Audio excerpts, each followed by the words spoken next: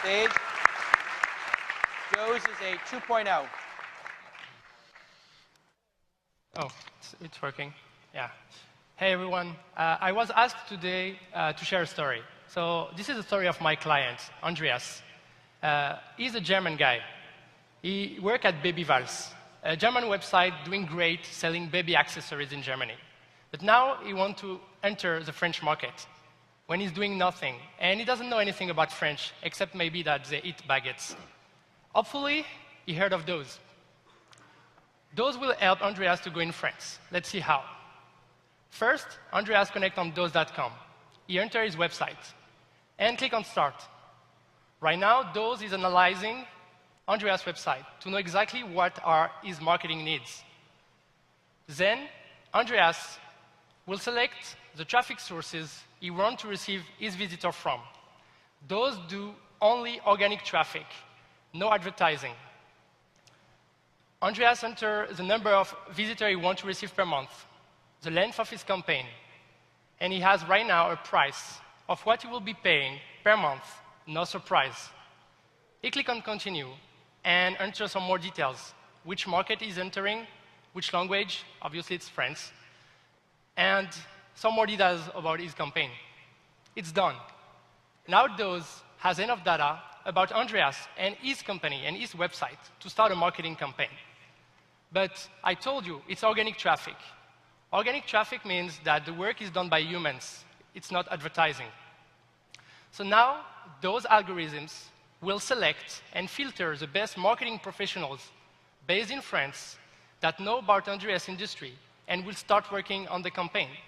Just like Mary. She's French. She eats baguettes. But she's also a mom and has connected her social network and professional networks to those platforms. DOZ has identified Mary to be a marketing professional.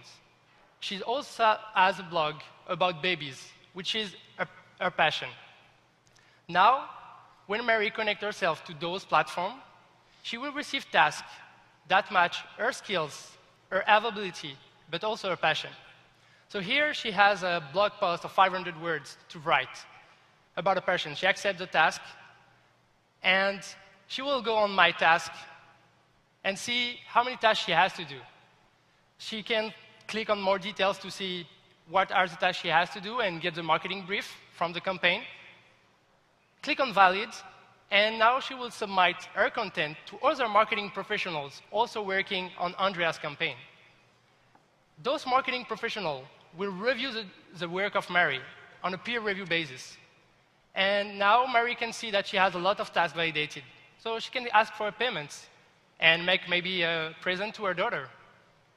When Mary wants to stop working and want to go on holidays, she clicks on No on the top, and she won't receive tasks anymore. This is easy as this. Mary gets paid for working on what she likes and what she knows about. On the other side, Andreas connects to those managers, and he doesn't care about paying or managing, talking to Mary. Neither the other 6 experts in marketing that are working right now on his campaign.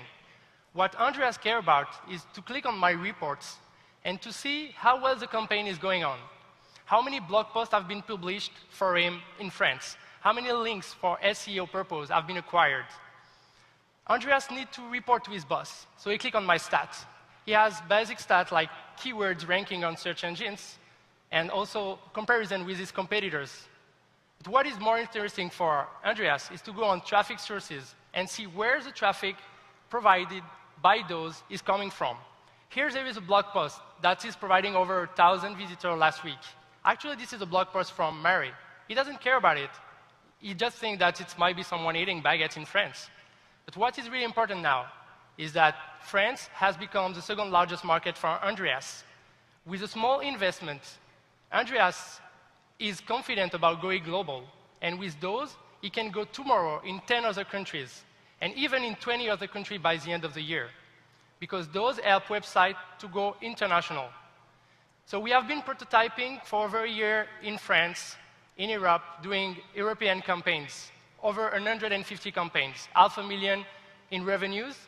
We are launching today in the US to help US websites and US brands to go international, spending their $100 billion outside the US in advertising. We are cash flow positive, are now based in San Francisco, and are looking for investors that want to help us accelerate our growth. Thank you. Naval, what did you think? What did you think, Naval? So I've actually seen this for a while. It used to be called Capsio when you guys were in France.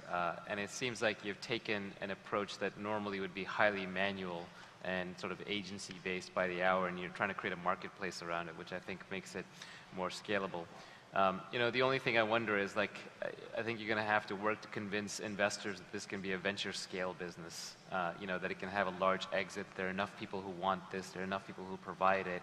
And that at some level that what's going on here underneath is real values being created, not something that's sort of spamming or scamming, right? Because this whole area, the problem is because you're the border of SEO and, you know, paid blog marketing. And, you know, demand media notwithstanding, I just think that space has a bad reputation with investors.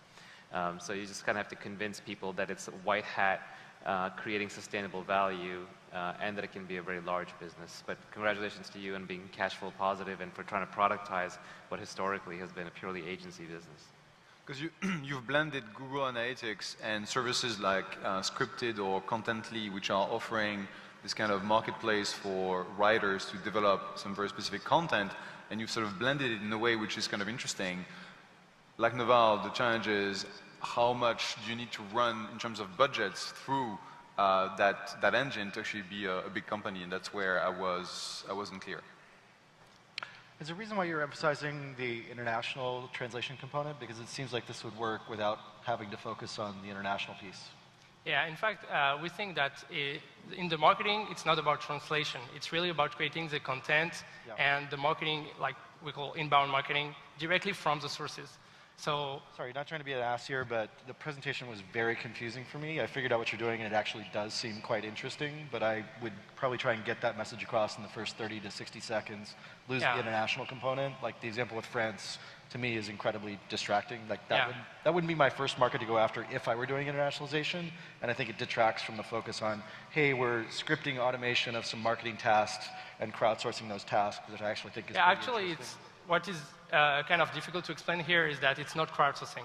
It's what we call pro-sourcing, because we are applying filters and algorithms to the people. They are not beating each other. At this point, I'm an investor saying I'm interested. You should not continue to try and disagree with me about terminology. No, thank you for your feedback. No problem. But just saying that this is why it's hard to explain. The work we have been doing is... I don't think it's hard to explain. I think you could actually make this relatively easy to explain, and it is interesting. Yeah, I will just try and shorten the pitch. Jeff, if you have 30 minutes... Let it go. Let it go. Let it go. Don't argue with him. I just want to ask if he has 30 minutes to give feedback to me. Yeah, he will. Jeff, the France example obviously threw you for a loop as well, yes? Mm-hmm. And I can't eat baguettes anyway. No, I think I agree with Dave. I think it's interesting. I'm not clear as to how big that is, but it was very confusing, and that's always an issue for entrepreneurs. You don't want the investors to try and understand what the hell you're doing while you're pitching them.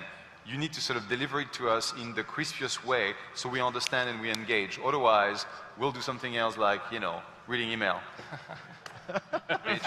Give me that. I'm getting it. Give it to me. I'm taking it from him. That's it. Enough. He's actually using it for research. I'm doing research. I was actually been watching looking him. at the other... That's it. On behalf of the entrepreneurs. Oh. That's it. You're on timeout. That's it. You're on official time. You're on timeout, Dave. Uh-oh. Dave. All right, fine. I'll give you your devices back. He actually is doing research. And I'll take you for Froyo later. He's been signing up for all the services and doing research while they're pitching. All right. I know it just looks bad when your eyes, Dave, when your eyes are down and you're looking at that, the entrepreneurs, it throws them off when they see 5 judges making eye contact. They get thrown off. That's just like at a pitch meeting. It's actually context relevant. But for 5 minutes, can you just watch the presentations and not surf the web? No. Well, you had a very unique demo experience. Other questions? All right, any other questions? I'll defend Dave here. You know, it's better for entrepreneurs to face investors the way they naturally behave than in a stilted way. But Naval, you would not do that in a meeting. I'm doing it right now. He actually is.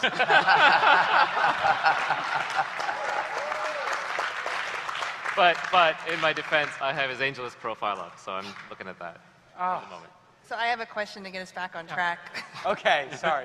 How many customers you said you're cash flow positive. How many customers do you have using your network today? So we have been doing 150 campaigns.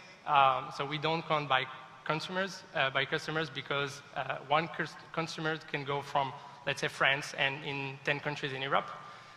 So that will be 10 different campaigns. So yeah, but the figure is like 150 for over a year, and we are looking at 1,000 this year.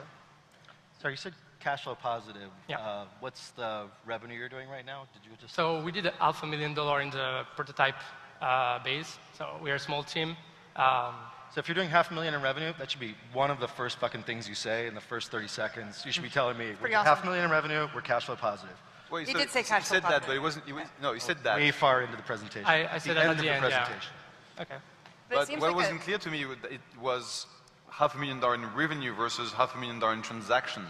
Because typically for ad platforms, you will run budgets and you will take a cut. And it wasn't clear to me that this was actually your revenue as opposed to what had been thrown through the. 60% gross margin on each That's campaign. also a really interesting fucking number. Yeah, but we have 5 minutes. It's really hard to. Oh, dude, come on. Like, this is 101. If you've got traction, state it in the first 30 seconds. You've got revenue, you're cash flow positive, you've got a 60% margin. Those are really interesting things. Fuck the rest of the story. Tell me that data right away.